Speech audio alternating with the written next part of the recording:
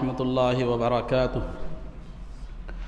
अल्हम्दुलिल्लाहि रब्बिल आलमीन वस्सलातु वस्सलामु अला सय्यिदिल अंबियाइ वल मुरसलीन व अला आलिहि व अस्हाबिहि अजमईन व मन तबिअहुम बि इहसानिन इला यौमिद्दीन। अम्मा बाद, क़ाल अल्लाहु तबारक व तआला फ़िल क़ुरआनिल मजीद वल फ़ुरक़ानिल हमीद। अऊज़ु बिल्लाहि मिनश शैतानिर रजीम। बिस्मिल्लाहिर रहमानिर रहीम। इन्नस्साअत लआतियतुन ला रैब फ़ीहा।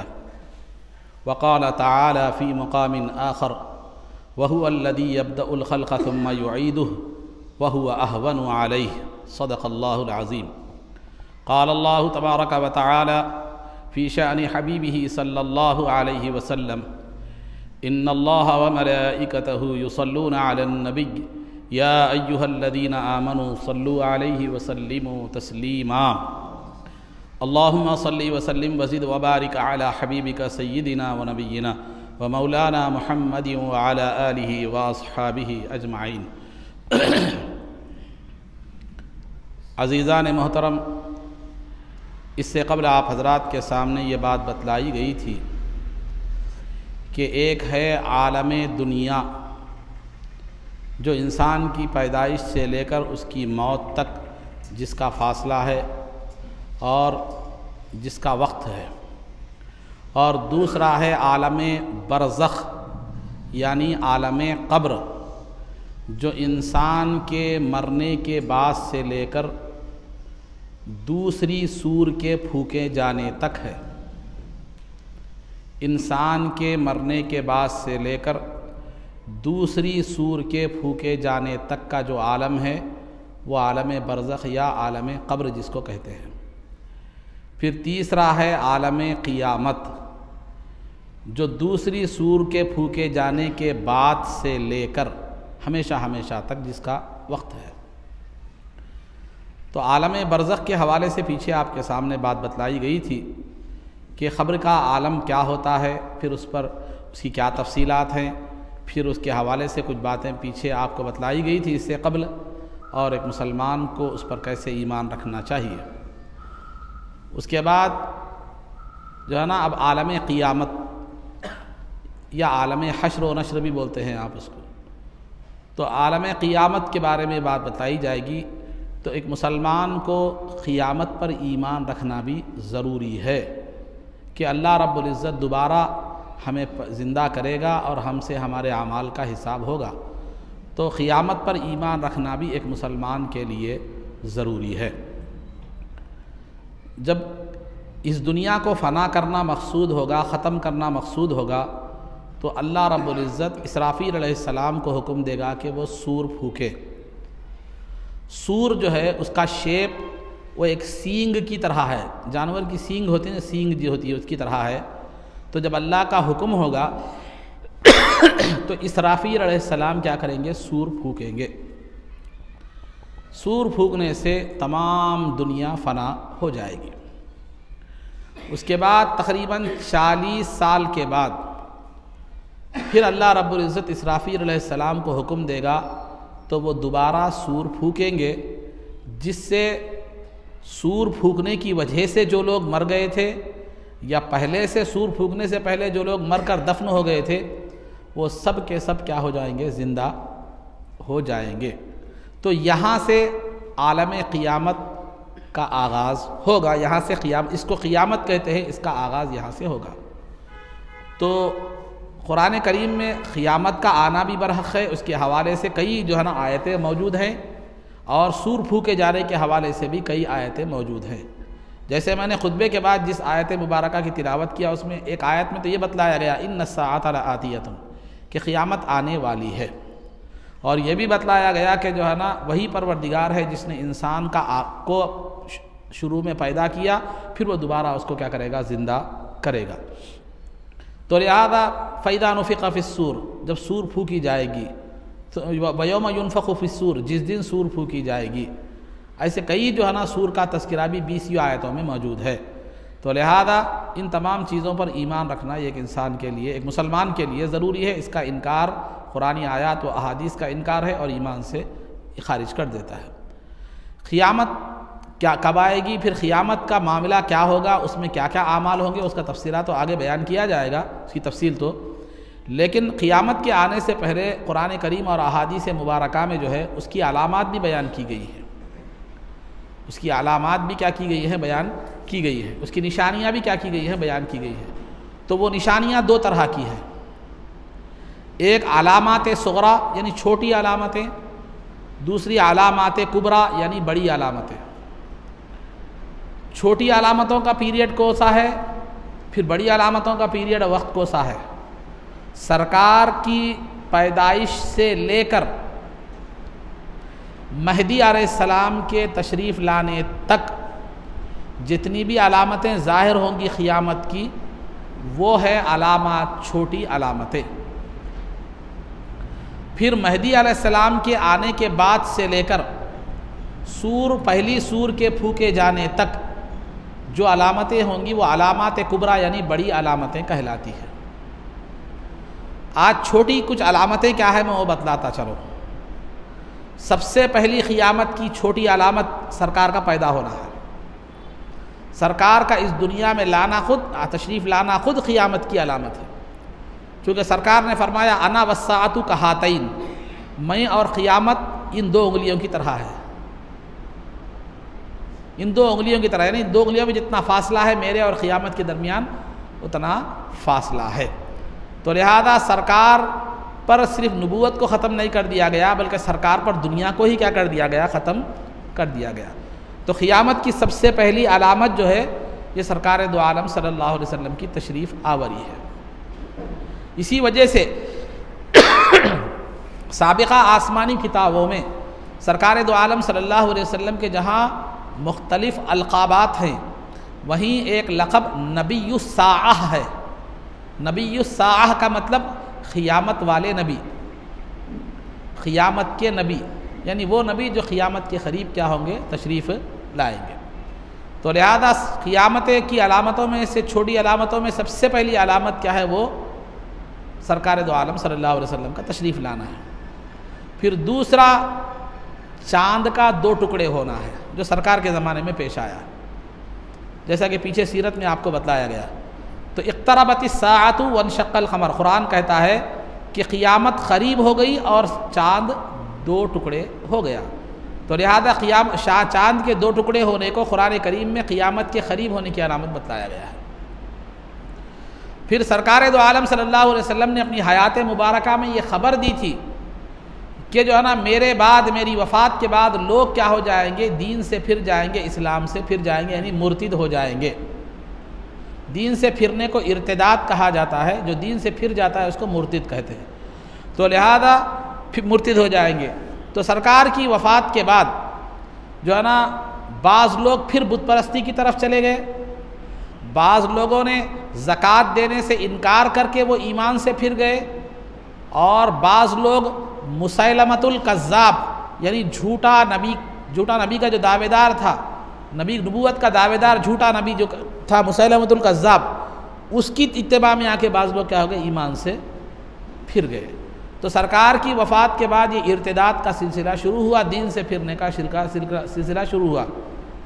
तो कुरान में सरकार ने खुद जो है ना, कुरान में भी इसका जिक्र मौजूद है, या अय्युहल्लज़ीना आमनू मन यर्तद्द मिनकुम अन दीनिही, कि ईमान वाले तुम में से बाज़ वो लोग होंगे जो दीन से क्या हो जाएंगे, फिर जाएंगे। तो बहरहाल सरकार के बाद सरकार ने अपनी ज़िंदगी में ही पेशन गोई कर दी थी कि मेरी ज़िंदगी के बाद जो है ना इर्तिदाद का फितना उठेगा, दीन से फिरने का फितना उठेगा। लेकिन खुलफाए राशिदीन और सहाबा इकराम ने उस फितने को संभाल लिया और उसको क्या कर दिया, ख़त्म कर दिया। ये अबू बकर सिद्दीक़ रज़ी अल्लाह तआला अन्हु के ज़माने में, तो अबू बकर सिद्दीक़ रज़ी अल्लाह तआला अन्हु ने खिलाफत, जैसा आगे आपको आगे आएगा सीरत के हवाले से, जब खिलाफत की ज़िम्मेदारी संभाली तो पहली जो फ़ौज कशी आपने की वो मुसैलमतुल कज़्ज़ाब नबूवत के झूठेदार के जो है ना मुखालफत में ही की। उसके बाद सरकार ने यह भी पेशन गोई की थी कि जो है ना बैतुल मुक़द्दस मुसलमान फ़तह करेंगे। चुनाचे उमर फ़ारूक़ रज़ी अल्लाह तआला के दौरे खिलाफत में बैतुल मुक़द्दस फ़तह हुआ। सरकार ने तीसरी पेशन गोई ये भी फरमाई थी कि जो है ना उस्मान गनी रज़ी अल्लाह तआला अन्हु की शहादत के बाद मुसलमानों में एक ऐसा फितना उठेगा कि जो है ना वो फितने और ये अमन और फितने के ज़माने के दरमियान जो दीवार है, जो दरवाज़ा है वो उस्मान गनी है। तो उस्मान गनी का दरवाज़ा जब ये हो जाए, उसके बाद जो फितने शुरू होंगे, मुसलमानों की जान और माल उस वक्त महफूज नहीं रहेगी। तो साहबा ने पूछा क्या वो फितना, क्या वो दरवाज़ा खोला जाएगा या तोड़ा जाएगा? तो सरकार ने फरमाया तोड़ा जाएगा। तो चुनाचे उस्मान गनी रज़ी अल्लाह तआला अन्हु की शहादत भी जो है ना एक फ़ितने का नतीजा ही थी कि अब्दुल्ला इब्ने सबा यहूदी ने इब्ने जो है ना अली रज़ी अल्लाह तआला अन्हु और अहले बैत का हवाला लेकर लोगों को उस्मान गनी रज़ी अल्लाह तआला अन्हु के ख़िलाफ़ भड़काया था। चुनाचे बहुत से हज़ारों की तादाद में लोग भड़क उठे उस्मान गनी रज़ी अल्लाह तआला अन्हु के ख़िलाफ़, और नतीजे में उस्मान गनी रज़ी अल्लाह तआला अन्हु की शहादत हुई। शहादत के बाद ये फ़ितना ख़त्म नहीं हुआ, बल्कि शहादत के बाद जो उस्मान गनी रज़ी अल्लाह तआला अन्हु के ख़ानदान के लोग थे, उन लोगों ने कातिलीन उस्मान का बदला लेने की जो है ना का मुतालबा शुरू कर दिया कि उस्मान गनी रज़ी अल्लाह तआला अन्हु को जिन लोगों ने कत्ल किया है उनका इंतकाम लिया जाए, उनका बदला लिया जाए।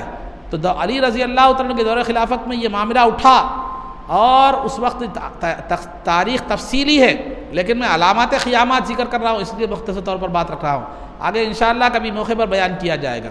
तो लिहाजा उसके बाद इस फितने के जो फितना उठा, तो मुसलमानों के दरमियान जंग जमल, जंग सिफ़ीन, ये कई ऐसी जंगें हुई मुसलमानों के आपस में दरमियान में, जिसमें 50-60 हज़ार लोग मुसलमान शहीद हो गए। तो इस फितने की पेशन गोई भी नबी पाक सल्लल्लाहु अलैहि वसल्लम ने पहले ही दे दी थी। पूरा अली रज़ी अल्लाह तआला अन्हु का दौर खिलाफत 5 साल तकरीबन दौर खिलाफत पूरा जंगों में गुजर गया। फिर फितना खवारिज जो अली रज़ी अल्लाह तआला अन्हु के ज़माने में उठा, जो खवारिज नामी गुमराह फ़िरक़े का फितना, जिसकी सरकार ने अपनी हयात मुबारका में ही पेशन गोई कर दी थी, वो फितना भी अली रज़ी अल्लाह तआला अन्हु के दौर खिलाफत में उठा। फिर उसके बाद इमाम हसन रज़ी अल्लाह तआला अन्हु ने जो अमीर मुआविया रज़ी अल्लाह तआला अन्हु से मुफाहमत कर ली, कॉम्प्रोमाइज़ कर लिया, उसका जिक्र भी सरकार दो आलम सल्लल्लाहु अलैहि वसल्लम ने अपनी हयात मुबारका में फरमाया।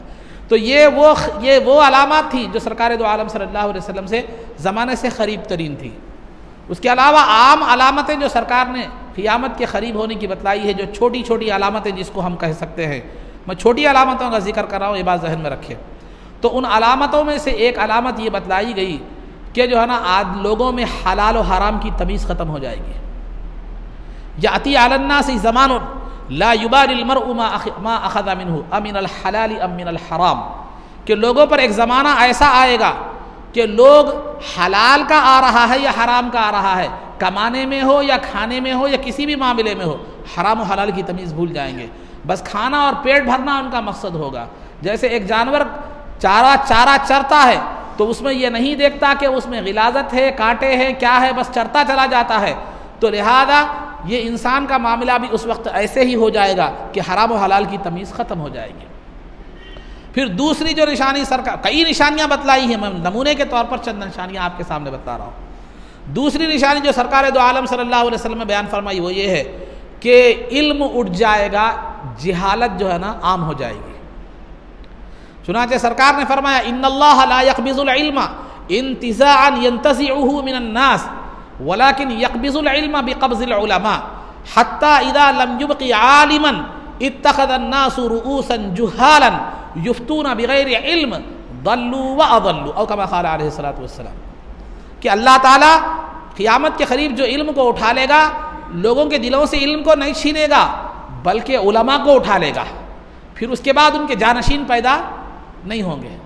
फिर नतीजा क्या होगा? जिहालत फैल जाएगी, उलमा ख़त्म हो जाएंगे, तो लोग जाहिलों को अपना आलिम समझ बैठेंगे और उनसे फतवे पूछेंगे। तो जाहिर सी बात है वो नहार पेट है इल्म के हवाले से, वो क्या फतवा देगा? वो गलत फतवा देगा। तो लिहाजा वो खुद भी गुमराह हो जाएगा और लोगों को भी क्या कर देगा?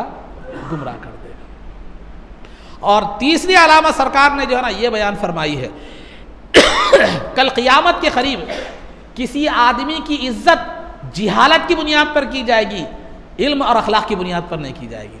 जो जितना बड़ा जाहिल होगा वो कौम का उतना बड़ा सरदार समझा जाएगा। मैं अलामतें बोल रहा हूँ, आप दुनिया मेरे से ज़्यादा देखे हुए हैं। तो आज अखलाक इल्म की बुनियाद पर किसी को सरदार नहीं, बल्कि जो जितना बड़ा जाहिल होगा लोग उसको क्या करेंगे? अपना सरदार तस्लीम करेंगे। तो सरदारी का मेयार जिहालत होगा, दादागिरी होगी, गुंडागर्दी होगी। ये भी एक। और तीसरी बात यह है कि ऐसे ऐसे लोग जिन्हें पहनने के लिए कपड़ा नसीब नहीं था, पहनने के लिए कपड़ा नसीब नहीं था, पैर में पहनने के लिए चप्पल जिनके नसीब नहीं थे, जो बकरियां चराने वाले, जानवर चराने वाले जो लोग थे, वो महल्लात में ऐश करेंगे। ये भी पूरा हो चुका है। आज जितने भी करोड़पति बड़े बड़े देखिए, आप थोड़ा उनकी तारीख पीछे जाकर देखें, मैं इशारतन बात रख रहा हूँ, तो यततावलून फिल बुनियान, कि वो जो है ना अंतरल हुफातल उरात रिया अश्शाई यततावलून फिल बुनियान और कमा क़ाल अलैहि सल्लल्लाहु अलैहि वसल्लम, कि तुम देखोगे कि जो है कि नंगे बदन वाले, नंगे पैर वाले वो जो है ना महल्लात में ऐश कर रहे होंगे। फिर उसके बाद क्या होगा, अंतलिदल अमतु रब्बतहा, कि जो है ना माँ के साथ बच्चे बांदियों जैसा सलूक करेंगे, नौकरानियों जैसा सलूक माओं के साथ करेंगे। और बच्चे, तिर्मिज़ी की भी हदीस है कि बच्चे बाप से ज्यादा दोस्तों और यारों को तरजीह देंगे, बाप की बात नहीं सुनेंगे, दोस्तों की बात को सुनेंगे, बाप से नफरत करेंगे, दोस्तों से मोहब्बत करेंगे, बात की बात उन्हें अच्छी नहीं लगेगी, दोस्तों की बात उन्हें अच्छी लगेगी। ये और शराब आम हो जाएगी, शराब कसरत से पी जाएगी और जिनाकारी आम होगी। इंतहा तो ये होगी कि रोडों के किनारे लोग क्या करेंगे, जिना करेंगे, जिना करेंगे। आज वो माहौल पूरा आ चुका है। रोडों के किनारे जिना करेंगे का मतलब ये नहीं कि बिल्कुल बरहना होकर हम बिस्तरी करना मुराद नहीं है। गैर महरम के साथ उसको छूना, उसको पकड़ना या उसके साथ जो है ना नाजेबा हरकतें करना, ये भी क्या है, जिना में ही आता है। तो आज माहौल बिल्कुल वैसे ही हो चुका है। इसको बड़ी मोहब्बत या बड़ी मॉडर्निज्म इसको समझा जा रहा है, आज़ादी जिन्स समझा जा रहा है, आज़ाद ख्याली समझा जा रहा है। कोई बिरखा पहनता है, पर्दे में रहता है, ये करता है, तो ये इस्लाम के पुराने दखियानुसी ख्यालात है, ये समझा जा रहा है। लेकिन नताइज आपके सामने है कि वो दखियानुसी ख्यालात ज़्यादा महफूज हैं या आज़ादाना जहन ज़्यादा महफूज है। तो बहरहाल ये तो लोग ज़िना करेंगे और लोग अपनी ख्वाहिश की तकमील के लिए औरतों से जानवरों की तरह हम बिस्तरी करेंगे। ये भी अलामतें बतलाएगी। और बात कि जब मुल्क शाम में तलवार रख दी जाएगी तो फिर दोबारा उठाई नहीं जाएगी। यानी जब जंग का आगाज मुल्क शाम से होगा तो दुनिया में जंगों का सिलसिला जारी होगा। मुल्क शाम से मुराद सीरिया। देखिए आप, हालात पूरे सामने हैं आपके। ये जितनी अलामतें बतलाई गई हैं तकरीबन उसमें से क्या हो चुकी हैं, पूरी होती हमें नजर। ये अलामतें सुगरा हैं, छोटी अलामतें हैं, और बहुत सी हैं, लेकिन मैं मुख्तसर तौर पर आप हजरात के सामने बतौर नमूने के मैंने रख दी है। फिर उसके बाद अलामत कुबरा यानी बड़ी अलामतें वो आगे आएंगी, वो बतलाऊँगा, और वो और आपके लिए दिलचस्पी और खौफ का बाइस भी होगी। तो बहरहाल ये अक़ीदे में जो है ना, ये बात आपको बतलाना, खुलासा ये है अक़ीदे का कि क़ियामत पर ईमान रखना एक मुसलमान के लिए ज़रूरी है। क़ियामत का इनकार करना कुफ्र है। और क़ियामत के आने से पहले दो तरह की अलामतें ज़ाहिर होगी। एक छोटी अलामतें जिनका वक्त सरकार की विलादत से लेकर इमाम महदी के दुनिया में तशरीफ़ लाने तक होगा, और दूसरी बड़ी अलामतें जिनका वक्त इमाम महदी के आने की तशरीफ़ लाने के बाद से लेकर जो है ना सूर फूके जाने तक होगा। ये अक़ायद में ये बात बतलाई गई थी। सीरत में जो है ना आप हजरात के सामने ये बात बतलाई गई थी कि सरकार दो आलम सल्लल्लाहु अलैहि वसल्लम मक्के मुकर्रमा से हिजरत करके मदीने मुनव्वरा तशरीफ़ लाए। तो उस वक्त मदीने वालों का क्या हाल था, उन्होंने जो वालिहाना इस्तक़बाल किया, उन्होंने जो मोहब्बत के जो है ना नमूने पेश किए, वो तारीख़ उसको बयान करने से क्या है, शाहिद। वो तारीख़ उसकी शाहिद है और वो उसको हकीकी मानों में लफ्ज़ों में बयान नहीं किया जा सकता। सरकार जब मदीने में तशरीफ़ ला रहे थे तो साथ में सय्यदुना अबू बकर सिद्दीक़ रज़ी अल्लाह तआला अन्हु भी थे। तो मदीने मुनव्वरा में बहुत से लोग ऐसे थे जो सरकार को देखे हुए नहीं थे। तो लोग क्या करें, ये समझे कि अबू बकर सिद्दीक़ रज़ी अल्लाह तआला अन्हु को लोग सरकार समझ बैठे। लोग ये समझने लगे कि अबू बकर सिद्दीक़ रज़ी अल्लाह तआला अन्हु क्या है, सरकार है। मुझे ये बात याद आ रही है, ये शेर याद आ रहा है, मैं नहीं रहा वो ही मैं बने हैं, मैं नहीं रहा वो ही मैं बने हैं, अब मेरी शक्ल से वो जलवा दिखा रहे हैं। तो थे अबू बकर, लेकिन दुनिया ने मुस्तफ़ा जाने रहमत समझ लिया, क्योंकि यार की सोहबत ने वो रंग चढ़ाया था कि फिर लोगों को पहचानना मुश्किल हो गया था। जो देखे हुए थे, जो नहीं देखे थे वो पहचानना मुश्किल हो गया। तो लोगों की इस बात को जो है अबू बकर सिद्दीक रजी अल्लाह ताला अन्हु ने क्या कर लिया, भांप लिया कि लोग कन्फ्यूजन का शिकार है कि सरकार और मेरे दरमियान। फौरन आपने चादर सरकार के सर पर तान दी, सरकार के सर पर चादर तान दी, बतला दिया नहीं आका ये है, गुलाम ये है, आका ये है, गुलाम ये है। तो अबू बकर सिद्दीक रजी अल्लाह ताला ने बतला दिया कि गुलामी का सबूत सिर्फ जुबानी नहीं बल्कि अमली तौर पर भी देना पड़ेगा। तो लोग समझ गए कि नहीं सरकार ये है, अबू बकर ये है। जब सरकार मदीने मुनव्वरा में तशरीफ़ लाए तो मदीने का नाम उससे पहले यसरिब था। कुरान करीम में उसका जिक्र भी है सूरह अहज़ाब में, या अहला यसरिब अला मुक़ाम लकुम। तो जो है ना यसरिब था उसका मुक़ाम, और वो वबा वाला इलाका था, फ्लो वाला इलाका था। वहाँ की आबो हवा भी मसमूम और जहर आलूद थी, वहाँ की आबो हवा बिल्कुल बीमार करने वाली थी, बीमार करने वाली।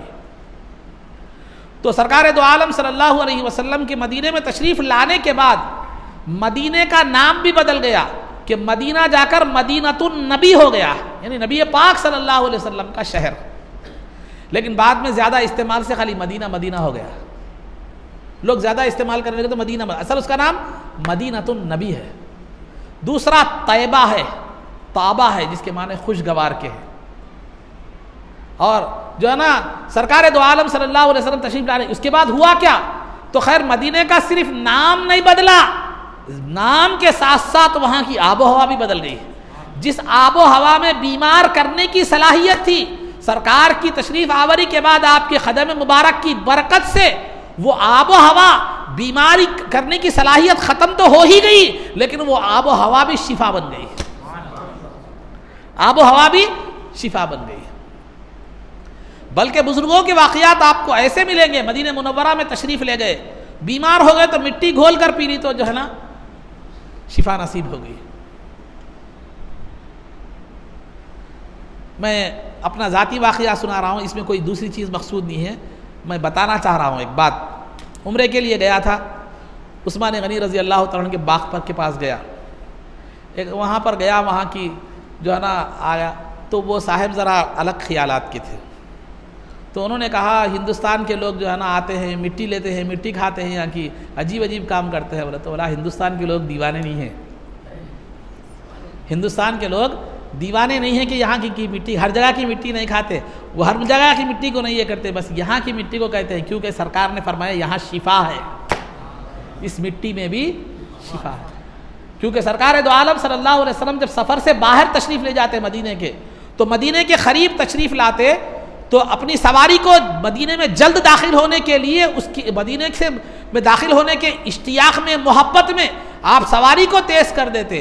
और उस ज़माने में डामर रोड तो नहीं थी, अगर गुबार उड़ जाता सहाबा के सर पर या दाढ़ियों पर तो कहते कि नहीं उसको साफ मत करो, क्योंकि उसकी हवाएं भी पाक है, उसकी मिट्टी भी शिफा है। और सरकार दो आलम सल्लल्लाहु अलैहि वसल्लम जब मदीने में तशरीफ़ लाए, बुखारी की रिवायत है कि ये दुआ फरमाई कि या अल्लाह मक्का मेरा महबूब शहर था, मदीना अब मैं तू हिजरत करके मैं मक्के में वहाँ के लोग मुझे रहने नहीं दिए और मैं हिजरत करके यहाँ आया, मदीने को मेरा महबूब शहर बना दे, बल्कि मक्के से ज़्यादा मुझे मदीने को महबूब बना दे। ये दुआ उमर फारूक रज़ी अल्लाह ताला अन्हु ने सुन रखी थी, हमेशा ये दुआ करते थे, अल्लाहुम्मा रज़ुक़नी शहादतन फ़ी सबीलिक वजअल मौती फ़ी बलदी रसूलिक, कि आय अल्लाह मुझे तेरे रास्ते में शहादत नसीब फरमा और दरे रसूल पर मेरी जो है ना मौत अता फरमा। दुआ कबूल हुई, शहादत भी नसीब हुई, सरकार के पहलू में दफन हुए। तो ये मदीने का मुकाम था। तो बहरहाल सरकार, जैसे कि मैंने साबिक़ में बताया, सरकार जब मदीना तशरीफ़ लाए तो वहाँ से हिजरत का आगाज़ हुआ, हिजरी साल का आगाज़ हुआ, उस वक्त तक नबवी साल का आगाज़ था। सरकार मदीने तक जब आए 13 नबवी थी, मदीने को जब आए वो 13 नबवी थी। नबवी का शुमार कहाँ से हो रहा था, 40 साल में सरकार ने जो नबूवत का ऐलान फरमाया था, ऐलान नबूवत के बाद से नबवी साल काउंट होने लगा था। 13 साल नबवी के तौर पर काउंट हुए। उसके बाद सरकार जब मदीने में तशरीफ़ लाए तो हिजरी के तौर पर वहाँ से हिजरी साल का क्या हो गया, आगाज़ हो गया, जो आज तक जारी है, जो आज तक भी जारी है। सरकार दो आलम सल्लल्लाहु अलैहि वसल्लम जो है ना, जब मदीने में तशरीफ़ लाए तो आपको मालूम है कि हर सहाबी की ख्वाहिश ये थी कि वो सरकार उनके घर में क़ियाम फरमाए, लेकिन सरकार ने कहा कि ऊँटनी को छोड़ दो, वो जहाँ बैठेगी मैं वहीं क़ियाम करूँगा। तो वो ऊँटनी आ गई, आकर अबू अय्यूब अंसारी रज़ी अल्लाह ताला अन्हु के घर पर बैठी। सरकार की ख्वाहिश यही थी, क्योंकि सरकार के दादा अब्दुल मुत्तलिब का जो ननहाल था, ननियाल जिसको हम कहते हैं, वहीं पर था। आपकी ख्वाहिश भी वहीं ननियाल में क़रीब में रहने की थी। तो ऊँटनी भी सरकार की ख्वाहिश के मुताबिक अल्लाह रब्बुल इज़्ज़त ने ऊँटनी को हुक्म दिया तो वहीं बैठ गई अबू अय्यूब अंसारी रज़ी अल्लाह ताला अन्हु के घर में। जब सरकार उस महल्ले में तशरीफ़ लाए तो जो है ना, बच्चियाँ, छोटी बच्चियाँ सरकार की आमद की खुशी में जो है ना, ये तराने गाने लगी, अशार दब बजा कर गाने लगी कि जो है ना, नहनु जवारी मिन बनी नज्जारी या हब्बदा मुहम्मदुन मिन जारी, कि हम जो है ना कबीले बनु नज्जार की लड़कियां हैं। ये सरकार का ननियाली ख़ानदान था, तो कबीले बनु नज्जार की लड़कियां हैं। हाय रे हमारी खुश नसीबी कि सरकार अब हमारे पड़ोसी बन गए। तो सरकार ने उनके लिए दुआ दी, जो है ना, उनसे जो है ना बातचीत फरमाई, और जो है ना उसके बाद अबू अय्यूब अंसारी रज़ी अल्लाह ताला अन्हु के मकान में तशरीफ़ ले गए। ये बज़ाहिर तो अबू अय्यूब अंसारी रज़ी अल्लाह ताला अन्हु का मकान था, लेकिन हकीकत में वो सरकार ही का मकान था। अब आप बोल रहे मोहब्बत में बोल दिया होगा, नहीं, हकीकत है, उसकी भी एक तारीख़ है। यमन का एक बादशाह था जिसका नाम तुब्बा था, तुब्बा कुरान में जिसका जिक्र है। तो यमन का बादशाह था तुब्बा। वो तकरीबन 400 साल पहले, सरकार की विलादत से 400 साल पहले तकरीबन, वो जो है ना कई सौ साल पहले क्या है, मदीने पर से उसका गुजर हुआ। उसके साथ 400 तौरात के उलमा थे। तौरात जो मूसा अलैहिस्सलाम पर जो किताब नाज़िल हुई थी, यहूदी उलमा, तौरात के उलमा उसके साथ 400 साल जो है ना, 400 उलमा उसके साथ थे, उस बादशाह के साथ। उन उलमा ने बादशाह से कहा कि हम यहीं पर रहना चाहते हैं, हम यहीं पर ज़िंदगी बाकी बसर करना चाहते हैं। तो उस बादशाह ने, तुब्बा नामी बादशाह ने उन उलमा से कहा कि देखो क्यों रहना चाहते हो। तो उन्होंने, उन उलमा ने कहा कि हमने अपनी किताबों में पढ़ा है कि जो है ना, नबी आखिरुज़्ज़मा जब तशरीफ़ लाएंगे तो वो हिजरत करके यहाँ पर तशरीफ़ लाएंगे, तो हम अपनी बाकी ज़िंदगी उनकी आमद के इंतज़ार में गुजारना चाहते हैं। बादशाह नेक आदमी था, तो उसने क्या किया, उन 400 उलमा को जो वहाँ रहना चाहते थे मकान बना कर दिए, उनकी निकाह करवाए, उनको अच्छी खासी दौलत दी ताकि उनके लिए ज़िंदगी गुजारना क्या हो, आसानी हो। और एक मकान उस बादशाह ने सरकार के लिए बनाया, और उन 400 उलमा में जो बड़े आलिम दीन थे उनकी जिम्मेदारी में सौंपी, अगर मैं जिंदा रहा तो ठीक है, अगर मैं जिंदा ना रहूं तो ये सरकार को ये मकान दे देना, ये चिट्ठी सरकार को पहुंचा देना, ये खत सरकार को पहुंचा देना अगर मैं जिंदा ना रहा तो। खत में क्या था, शहीद तो आला अहमदा रसूलुम मिनल्लाहि बारिइन नसम, कि मैं गवाही देता हूं कि मोहम्मद सल्लल्लाहु अलैहि वसल्लम अल्लाह के रसूल हैं जो आलम का खालिक है।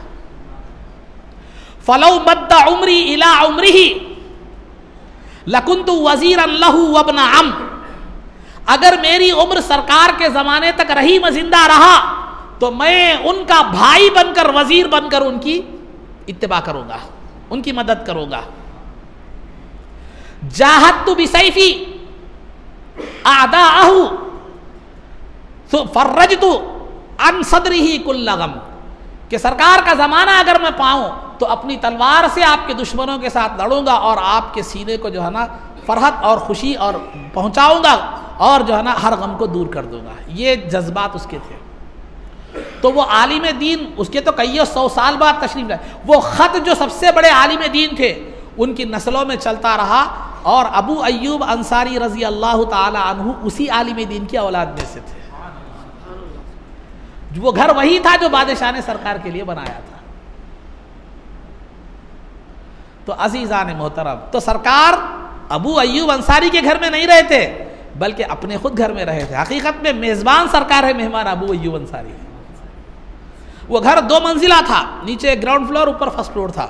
लेकिन वो फर्स्ट फ्लोर कैसा था, ऐसी कोई छत वगैरह आरसीसी की नहीं थी, बल्कि था तो छत, लेकिन वहाँ पानी वगैरह गिरता तो नीचे टपक सकता था।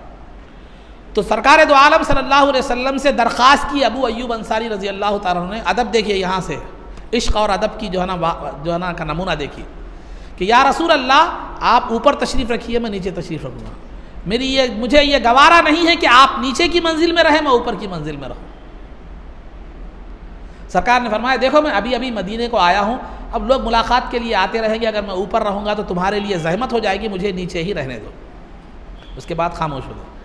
एक रात अबू अय्यूब अंसारी रज़ी अल्लाह तआला उनके अहलिया के साथ ऊपर रहने लगे, सरकार नीचे रहने लगे।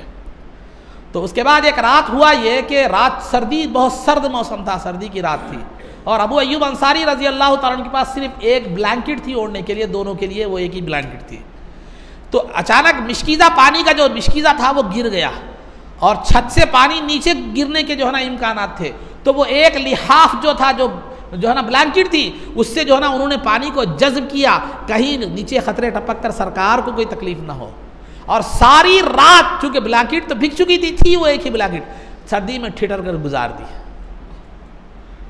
लेकिन सरकार को नीचे किसी किस्म की कोई तकलीफ होने नहीं दी। और अबू अय्यूब अंसारी रजी अल्लाह तआला अन्हु का ये मामूल था उनकी और उनके अहलिया का, खाना पकाकर सरकार को नीचे भेजते थे। सरकार पहले खाना खाते थे, उसके बाद जिस मुकाम से सरकार खाना खाए थे उस मुकाम से वो दोनों खाया करते थे। जहां सरकार की उंगलियों के निशानात होते थे वहां से वो खाया करते थे हुसूल बरकत के लिए। तिरमिज़ी का एक वाक़या ऐसे ही है कि एक सहाबिया के पास सरकार तशरीफ़ ले गए, बिश्कीज़े से सरकार ने मुंह लगाकर पानी पिया, तो सरकार उस सहाबिया ने सरकार के पानी पीने के बाद बिश्कीज़े का मुंह ही काट कर अपने पास बतौर तबर्रुक के रख लिया। ये गवारा नहीं किया कि सरकार का के लबे मुबारक जब लग जाए एक मरतबा बिश्कीज़े को फिर दोबारा कोई उसको मुंह लगाए। ये था इश्क़ रसूल। तो बहरहाल तकरीबन 7 महीने अबू अय्यूब अंसारी रज़ी अल्लाह तआला अन्हु के घर में रहे। उसके बाद मस्जिद नबवी की तामीर हो गई, मस्जिद नबवी के अतराफ़ में उम्महातुल मोमिनीन के मकानात भी बन गए। उसके बाद सरकार यहाँ से उधर क्या हो गए, शिफ्ट हो गए, मुंतकिल जो ना हो गए। ये कुछ वो क्या है, आगे के वाक़यात आपको आगे जो है बयान किए जाएंगे। ये थे सीरत के हवाले से कुछ जो है ना ज़रूरी बातें। और आखिरी बात ये है कि जो है मदीने मुनव्वरा में मक्के मुकर्रमा कुफ़ार और मुशरिकीन थे, और जो दीगर लोग थे वो भी बुत परस्ती के शिकार थे। मक्के में कुफ़ार और मुशरिकीन थे, लेकिन मदीने में 4 तरह के लोग थे। एक तो कबीले औस और खजरत, जो मैंने बतला दिया हूँ, इससे पहले बताया है मैंने, बड़े कबीले मुशरिकीन के भी थे। और मक्के में यहूदी भी थे। यहूदी मालदार थे, सूद पर पैसा देकर पैसे कमाते थे, माली एतबार से बड़े मजबूत थे, उनके किले थे। तो माली एतबार से बनु नज़ीर, बनु कुरैज़ा, बनु कैनका, ये उनके कबीलों के नाम थे। माइनॉरिटीज़ में इस्लाम जो है ना ईसाई थे। और चौथे जो थे मुनाफिकीन थे। अब्दुल्ला, उनका सरदार अब्दुल्ला बिन उबई बिन सलूल था। मुनाफिक मतलब जो ज़ुबान से कलिमा ज़ाहिर करे मगर दिल में क्या है, कुफ्र हो।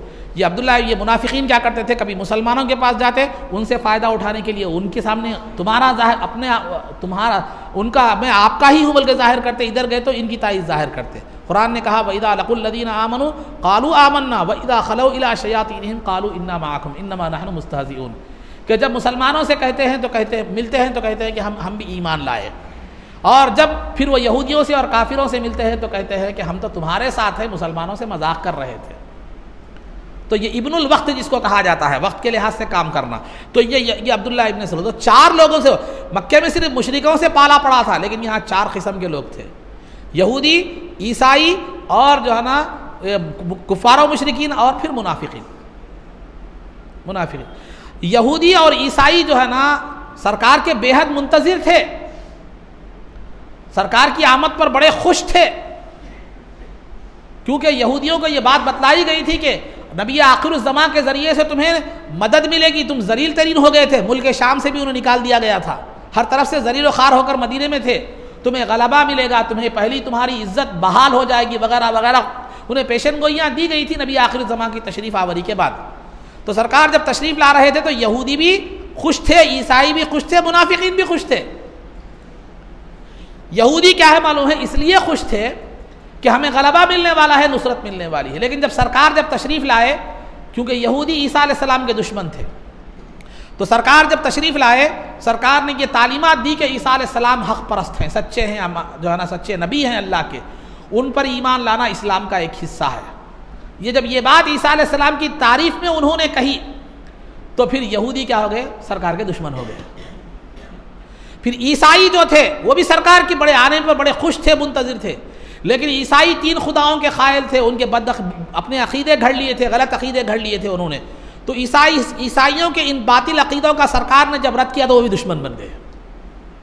ये अब्दुल्ला इब्न अबी सलूल जो है, अब्दुल्ला बिन उबई बिन सलूल जो था, ये औस और खजरत के जो कबीले थे, इन पर वो बड़ा अच्छा मुकाम रखता था, अच्छा ग्रिप में थे वो एक बहुत बड़ा जो है ना सब को लेके अपना एक बड़ा अपनी ताकत मजबूत करके एक बड़ा आदमी बनना चाहता था वो, लेकिन सरकार के आने की वजह से उसका वो ख्वाब पूरा नहीं हो सका, वो अलग दुश्मन बन गया सरकार का।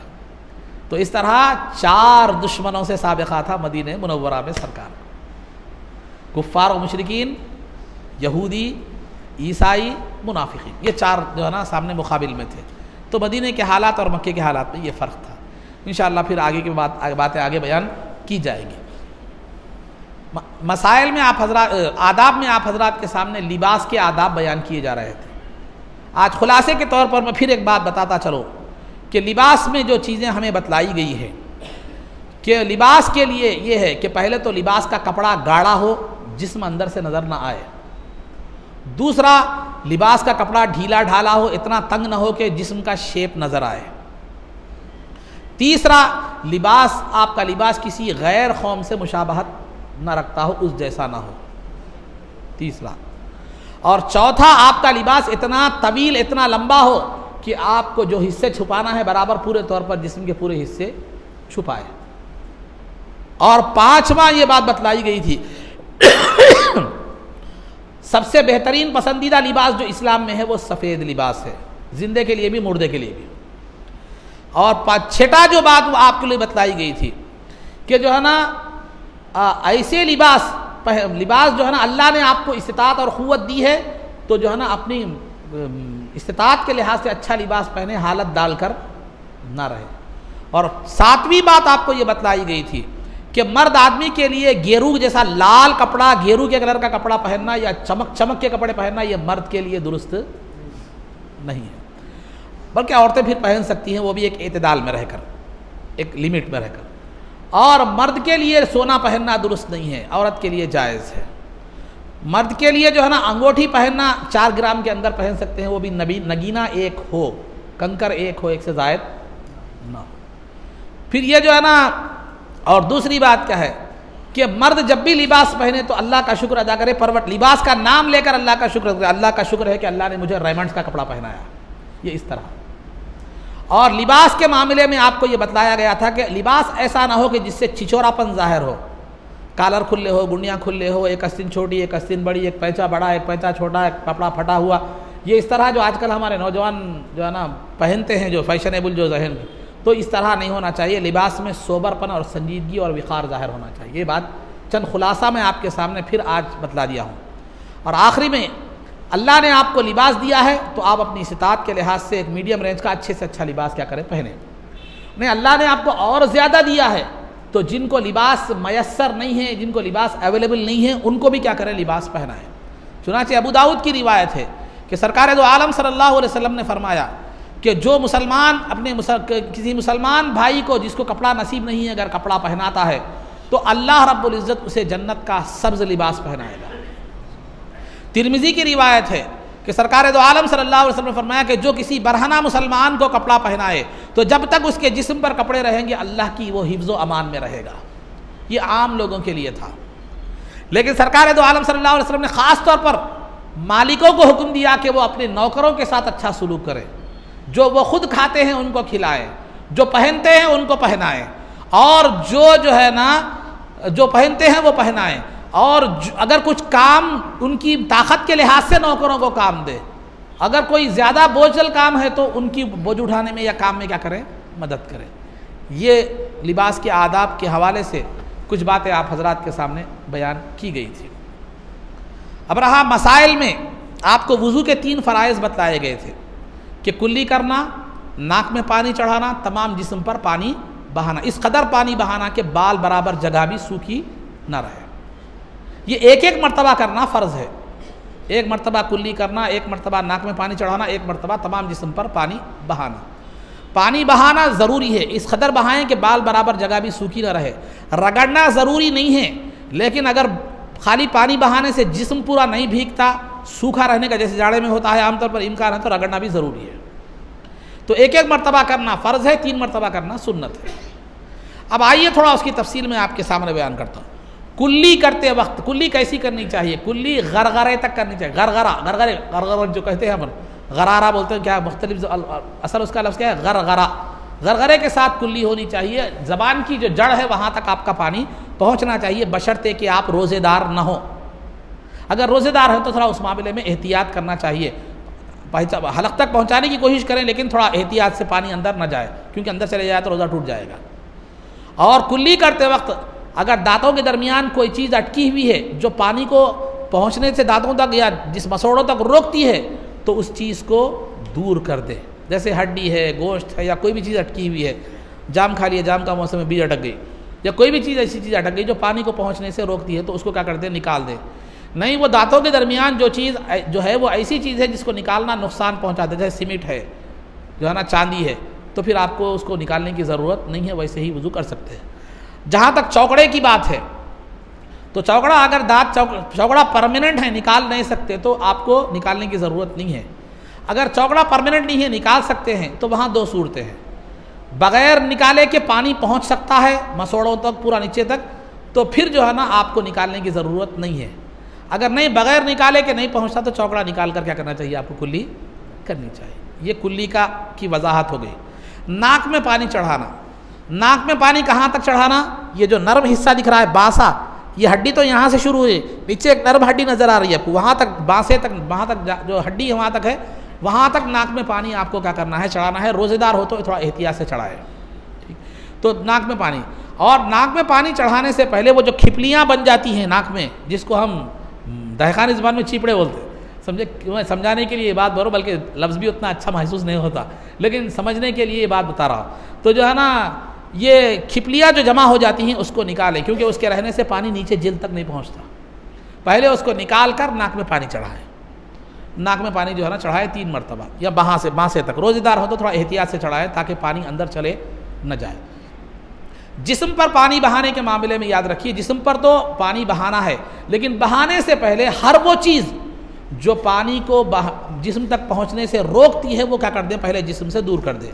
वो क्या है? अगर चर्बी लगी हुई है ये, या नहीं तो पेंट लगा हुआ है ये। बाज़ मुकामात पर, बाज़ रियासतों में बतौर फ़ैशन के बट्टू भी लगाते हैं, बट्टू, वो भी निकाल, बिंदिया जिसको कहते हैं, वो भी निकाल दें।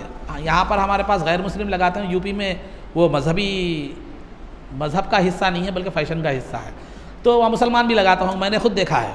तो बहरहाल, या जिस्म पर चर्बी है, या पेंट है, या वो बट्टू है, या जो है ना, या नाखूनों में जो है ना आटा है, या आप आर्टिफिशियल नाखून लगाए हुए हैं, या आर्टिफिशियल पलकें लगाए हुए हैं, या विग लगाए हुए हैं, तो ये जिस्म पर जो चीज़ें ऐसी हैं जो पानी को जिस्म तक पहुंचने से रोकती है, या तंग अंगूठी है, या तंग छल्ला है, या जो है ना, या तंग जो है ना नथ है, या तंग क्या है? बालियाँ हैं।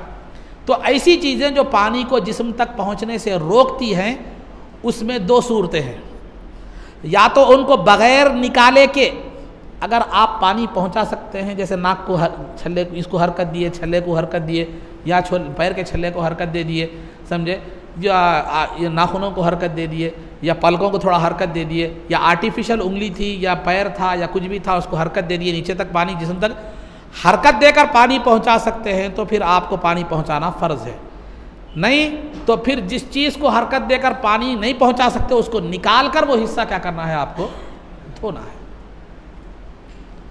जिस्म पर जो आर्टिफिशियल चीज़ें या जो पानी को रोकने वाली चीज़ें हैं जिस्म तक पहुंचने से, वो अगर हरकत देकर या किसी तरीके से पानी को जिस्म तक पहुंचा सकते हैं तो ठीक है, उसको दूर करने की ज़रूरत नहीं। लेकिन हरकत दिए निकालना ज़रूरी है, उसके बगैर पानी नहीं पहुंचा सकते, तो आपको वो दूर करके पानी पहुंचाना। जैसे चर्बी है, इसको आप निकाले तक पानी नहीं पहुंचा सकते। इसी तरह जो है ना, आपको ये विग है, विग में आमतौर पर आप विग को रखते हुए पानी नीचे तक नहीं पहुंचा सकते, निकालना पड़ता। तो जो चीज़ें निकाल कर पहुंचाना, निकाल कर पहुंचाए, या जो बगैर निकाले के पहुंचा सकते हैं, बगैर निकाले के पहुंच सकता है पानी, तो पहुंचाए। और दूसरी बात जो है ना, अगर जिस नाक में जो बहुत बाली ये नथ डालते हैं, नथ तो नहीं रहती लेकिन सुराख रह जाता, कानों में भी बाली डालते हैं लेकिन बहुत बाली नहीं रहती लेकिन सुराख रह जाता, तो अगर ये सुराख खुले हुए हैं तो उसके अंदर पानी दाखिल करना है। अगर सुराख खुले हुए नहीं हैं तो फिर ज़ाहिरी हिस्से पर धो देना काफ़ी है। तो ये है जिस्म को धोने के हवाले से जो है ना ये बातें आप हजरात के सामने बयान की। तो 3 फ़राइज़ हैं, कुल्ली करना, नाक में पानी चढ़ाना और तमाम जिस्म पर पानी जो है ना बहाना। अब जिस्म पर पट्टी वगैरह बनी हुई है तो मैंने पट्टी के हवाले से वज़ू में मसाइल बयान कर दिए हैं, पूरी तफसील उसकी। बहरहाल अगर आप फिर भी बताता चलो, जिस्म पर पट्टी वगैरह बैंडेड लगी हुई है, वो है, ये है, पट्टी बंधी हुई है, निकालना नुकसानदेह है, उसकी तफसील मैं बयान कर चुका हूँ वज़ू के बयान में, और वो रिकॉर्ड भी जो है ना महफूज है, आप ज़रूरियात दीन के हवाले से यूट्यूब पे देख सकते हैं। तो जो है ना ये पट्टी बंधी हुई है तो पट्टी के ऊपर से क्या कर लें आप, मसा कर लें, आजू बाजू का पूरा हिस्सा धो देकर क्या करें, पट्टी के ऊपर से क्या कर दें, मसा कर दें। अगर पट्टी आप खोल नहीं सकते तो, अगर खोल सकते हैं तो फिर खोल कर क्या करना चाहिए, पूरा हिस्सा धोना चाहिए। अगर ज़ख्म धो सकते हैं तो ज़ख्म धोएं, नहीं धो सकते तो फिर क्या है मालूम, पूरा अतराफ़ से धोकर ज़ख्म का उतना हिस्सा छोड़ दें, फिर पट्टी बंद कर उस पर क्या करें, ज़ख्म की जगह मसा कर लें।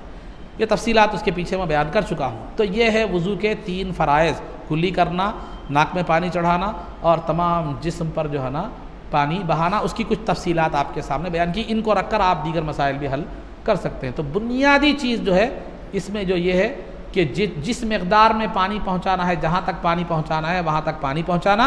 और दूसरी चीज़ जो काबिल गौर ये है कि कोई चीज़ पानी तक पहुँचाने, पानी को पहुँचाने से रुकावट बनती है तो उसको दूर कर दें, या तो वो निकाल कर दूर करें या हरकत देकर दूर करें। ये आसानी से याद रखने के लिए आपको काफ़ी है। उसके बाद 5वीं चीज़ जो आपके सामने, जो 5वीं चीज़ जो है वो है शेखुल इस्लाम आरिफ बिल्लाह हाफिज़ मोहम्मद अनवारुल्लाह फ़ारूक़ी अलैहि रहमत व रिज़वान की किताब अनवार अहमदी जो अशार मदीने में लिखे गए थे, उसकी तफसील जब की गई तो वो किताब बन गई। तो वो किताब का जो है ना मैं दुरूद शरीफ के हवाले से बातें बयान की जा रही थी। तो गुज़िश्ता जो आपके सामने बात रखी गई थी वो ये थी कि अल्लाह ने एक फ़रिश्ते को पैदा किया है जो सरकार की क़ब्र मुबारक के पास खड़ा रहता है, बैक वक्त सारी दुनिया के लोगों का दुरूद सुनता है और उसके नाम, वालिद के नाम के साथ सरकार की बारगाह में पहुंचाता है। तो मैंने वहाँ ये बात बतलाई थी, तफसील से बतलाई थी। खुलासा मैं आपको कंटिन्यूशन के वास्ते, तसलसल के वास्ते बता रहा हूँ मैं कि जो है जब एक फ़रिश्ता जो सरकार का खादिम है तो वो पूरी दुनिया के दुरूद बैक वक्त सुनकर लोगों को पहचानता है, ख़ुद उनके नाम और बाप के नाम के साथ पेश करता है, तो क्या सरकार की ज़ात उससे अफजल है, नहीं सुन सकते? तो बताया गया था कि अहादीस की रोशनी में कि सरकार भी सुन सकते हैं, सरकार भी सुन सकते हैं हर मुसलमान के दुरूद को। फिर सुन सकते हैं तो फ़रिश्ते के लिए क्या, फ़रिश्ते की क्या ज़रूरत है? तो फ़रिश्ते की ज़रूरत बतलाई गई थी कि सरकार के मुक़ाम को और आपके ज़िक्र के मुक़ाम को बताने के लिए फ़रिश्ते को क्या किया गया है, मुतय्यन किया गया। ये एक बात हो गई। उसके बाद बानी जामे निज़ामी अलैहि रहमत व रिज़वान आगे कलाम को जारी रखते हुए फरमाते हैं कि ये बहस शुरू करते हैं कि क़ब्र के क़रीब अगर कोई बात कही जाए तो मुर्दे सुनते हैं या नहीं सुनते, यानी सिमाए मौता, यानी मुर्दों के सुनने की बहस आपने छेड़ी। उसमें एक हदीस लाए बुखारी शरीफ किताबुल मगाज़ी की कि जब जंग बदर हो गई तो वहाँ एक कुआं था, तो कुफ़ार की लाशों को उनके उस कुएँ में डाल दिया गया। उस कुएँ में क्या कर दिया गया, डाल दिया गया। तो सरकार कुफ़ार की लाशों से जो है ना खिताब करके फरमाए, फ़हल वजदतुम मा वअदा रब्बुकुम हक़्क़ा, अल्लाह ने तुमसे जो अजाब का वादा किया है क्या तुमने वो पा लिया? तो सहाबा ने अर्ज़ किया, या रसूल अल्लाह ये तो मर चुके हैं, ये क्या सुनेंगे? तो सरकार ने फरमाया, यह तुमसे ज़्यादा सुनते हैं। ये कुफ़ार के ताल्लुक़ से हदीस थी।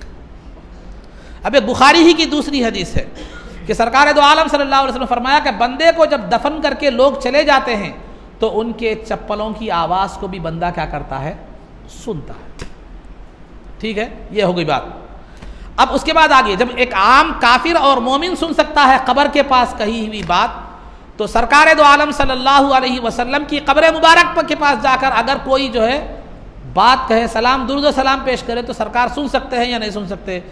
तो इसमें किसी को इख्तिलाफ नहीं है कि सब कहते हैं कि सुन सकते हैं। दूर से सुनने के बारे में इख्तिलाफ है। बाज़ उलमा कहते हैं कि दूर से नहीं सुन सकते, फरिश्ता पहुंचाता है, लेकिन कब्र के पास क्या है मालूम गए तो सरकार सुन लेते हैं। लेकिन उलमा अहले सुन्नत के पास दूर से भी सुनते हैं, फरिश्ता भी पहुंचाता है।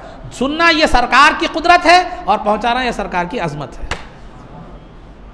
फरिश्ते का पहुंचाना यह सरकार की अजमत है।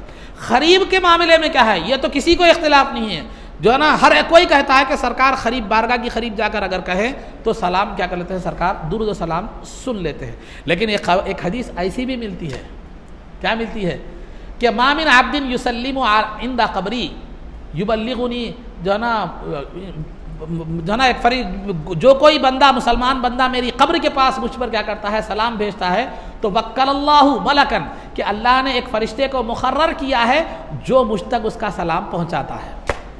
अब यहाँ बात होती है फिर वही कि कब्र के पास, कब्र मुबारक के पास जब सरकार खुद सुनते थे तो फिर फरिश्ते को रखने की क्या ज़रूरत पेश आई। तो ये पूरी गुफ्तगू के खुलासे के तौर पर मैं आपके सामने एक बात बतलाता चलूँ कि दूर से सुनने के बारे में दो हदीसें हैं। कि दो हदीसें क्या हैं, एक हदीस में सरकार खुद सुनते हैं, एक हदीस में फरिश्ता सुनता है, सरकार तक पहुंचाता है दूर के मामले में। करीब के मामले में भी दो हदीसें हैं कि एक हदीस में यह है कि सरकार सुनते हैं खुद, फिर एक हदीस में यह है कि फरिश्ता क्या करता है, पहुंचाता है। तो ये हदीसें ऐसे मुख्तलिफ क्यों हैं, सरकार ने ऐसी मुख्तलिफ बातें क्यों बयान फरमाई। खाली एक बोल देते ठीक है दूर से रहे तो फरिश्ता सुन लेता है, पहुंचाता है, करीब से रहे तो जो है ना मैं सुन लेता हूँ, ये दो बातें होती तो काफ़ी हो जाता था हर एक के लिए, किसको भी ऑब्जेक्शन, नो ऑब्जेक्शन। तो बहरहाल आम ये दो बातें, सरकार ने मुख्तलिफ बातें क्यों बयान फरमाई, तो मुख्तलिफ बातें फरमाकर सरकार ने ईमान के दर्जात बतला दिए। ईमान के दर्जात बतला दिए। कोई मादी सोच रखता है, कोई मादी सोच रखता है या फरिश्ते की ताकत को नबी की ताकत से ज्यादा समझता है, तो वो यही समझे कि दूर रहे तो फरिश्ता पहुंचाता है। वो इसी अकीदे पर कम से कम रहे, ठीक है, उसके लिए वो सही है। लेकिन जो आशिकाना मिजाज रखता है उसके लिए है कि दूर से भी सरकार सुनते हैं, ये उसके लिए है।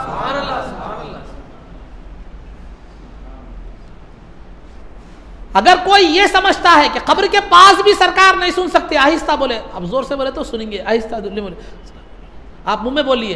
तो अगर कोई ये समझता है कि आहिस्ता अगर कब्र के पास सरकार को सलाम किया जाए तो सरकार नहीं सुन सकते, ठीक है, उसके लिए वही सही है। वो आशिक रसूल है, उसके लिए है कि सरकार कब्र के दूर से सुनने का वो कायल है तो कब्र के पास भी सरकार सुन सकते हैं, लेकिन फरिश्ते को रखना यह सरकार की अजमत का इजहार है। तो यहाँ मिजाज तबीयतें लोगों की मुख्तलिफ होती है। कोई आशिकाना मिजाज रखता है, कोई जो है ना दलाइल का मिजाज रखता है, तो दलाइल के मिजाज करने रखने वाले के लिए दलाइल भी हैं, मसा जो है ना इश्क का मिजाज रखने वाले के लिए इश्क भी है, दलाइल भी है, दो भी चीजें हैं। ये ऐसा क्यों फरमाया, सरकार ने फरमाया जो है ना, ये सरकार की एक हदीस है, दैलमी की रिवायत है, सरकार ने फरमाया कि लोगों को उनके अक्ल के मुताबिक बात करो। क्या तुम पसंद करते हो कि अय्युकज़्ज़बल्लाहु व रसूलुहु, अल्लाह और उसके रसूल झुटलाए जाएं? यानी कोई आदमी समझ नहीं रखता, उसको उसकी अक्ल के ज़्यादा ऊंची बात कर दिए तो इनकार कर देता, तो लिहाजा जो जो समझ रखता है वो वही उसके साथ क्या करो, बात करो। कल्लिमुन्नास अला क़द्रि उक़ूलिहिम, लोगों से उनके अक्ल के मुताबिक बात करो। तो सरकार ने लोगों के अक्ल के मुताबिक बात की कि जिसके जहन में फरिश्ते की क़ुव्वत ज़्यादा है और नबी की क़ुव्वत कम का ऐसा तसव्वुर किसी का है कि फरिश्ता बहुत कहीं भी जा सकता, कहीं भी सुन सकता, कुछ भी कर सकता, नबी जो है ना उतना नहीं सुन सकते। अगर कोई किसी का जहन ऐसा है तो उसके लिए बता दिया हाँ भाई तू इतना मान ले, काफ़ी है कि जो है ना फरिश्ता सुन के नबी को पहुंचाता है। लेकिन जिसका अकीदा इस कदर खुश अकीदा है कि नबी कहाँ से भी सुन सकते हैं, एक टेलीफोन सुन सकता है, एक सैटेलाइट की मदद से टेलीफोन दुनिया की तमाम बातें बता सकता है, टेलीविज़न तमाम दुनिया के तस्वीर बना सकता है, जो एक काफिर की ईजाद है। तो फिर सरकार के अंदर तो एक जो है ना इसकी सैटेलाइट का पावर है और ये करंट के पावर से एक आला दुनिया के हर कोने की बात सुना भी सकता है, दिखा भी सकता है, आपको सूरत भी दिखा सकता है, उसका तारुफ भी करा सकता है। तो नबी तो खुदा की ज़ात की क़ुव्वत नबी में कार फरमा है। तो फिर जो इस जहन से सोचता है उनके लिए बतला दिया कि देखो तुम्हें जो है ना सरकार दूर से भी सुनते हैं। जो उतना नहीं सोच सकते, उतनी गहरी सोच नहीं रखते, तो उनके लिए बतला दिया कि देखो नहीं ठीक है, फरिश्ता सुनता पहुंचाता, तुम इतने भी रहे तो काफ़ी है। तो ये मरातिब हैं। इसकी मिसाल मेराज के वाक़ये में भी मिलती है आपको। ये बानी जामिया ने नहीं फरमाया, मैं बता रहा हूँ। मेराज के वाक़ये में बानी जामिया खुद लिखा है, लेकिन अनवार अहमदी में नहीं है बल्कि दूसरे मुकाम पर। तो जो है ना मेराज के वाक़ये में सरकार जब मेराज से तशरीफ़ लाए तो आपने काफिरों को सिर्फ जो है ना मक्के से बैतुल मुक़द्दस का सफ़र बतलाया, तो काफिर मजाक उड़ाने लगे, नए नए मुसलमान काफिर बन गए। अय्युकज़्ज़बल्लाहु व रसूलुहु, लोगों से उनके अक्ल के मुताबिक बात करो, कहीं अल्लाह और उसके रसूल को ना झुटला दे। तो नए नए जो ईमान वाले थे मुर्तिद हो गए। ये किसको भी, ये मामले में किसी को भी इनकार नहीं है। जो और आला दर्जे के ईमान रखने वाले थे उनको मस्जिद हराम से बैतुल मुक़द्दस का सफ़र भी सुनाया, फिर वहाँ से आसमान और ज़मीन का सफ़र भी, आसमानों का सफ़र भी, जन्नत और दोज़ख का सफ़र भी सुनाया सरकार ने। फिर उसके बाद जो और यारे गार अबू बकर सिद्दीक़ जैसी जो है ना सिद्दीक़ का मिजाज रखने वाले थे, उनको बारगाह रब्बुल इज़्ज़त की बातें भी सुनाई।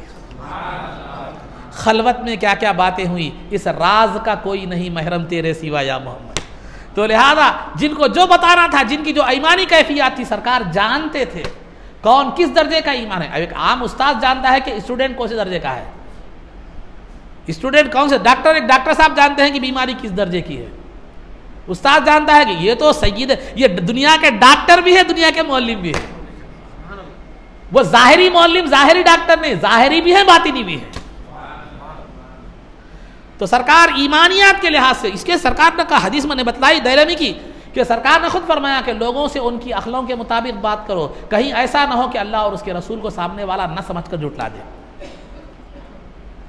तो अजीज़ान मोहतरम, तो बानी जामे ने फरमाया कि ये जो मुख्तलिफ जो रिवायतें थी, कहीं से दूर से फरिश्ते पहुंचाने की, सरकार सुनने की, फिर कब्र के पास सरकार के खुद सुनने की, कि हर एक की ईमानी कैफियत के लिहाज से सरकार ने ये जो है ना बयान फरमाई।